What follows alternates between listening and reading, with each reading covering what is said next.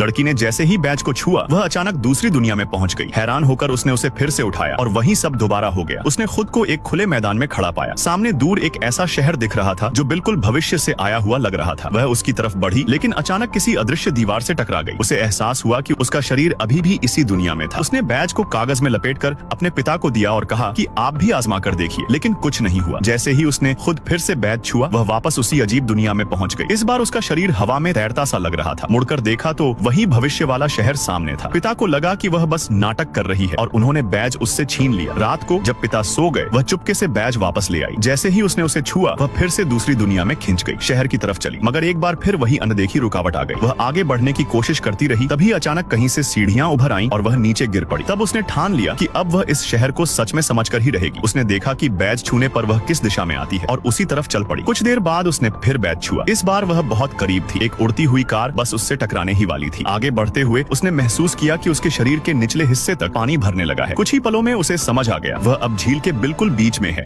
और फिर video like करने पर पार्ट 2 मिल जाएगा।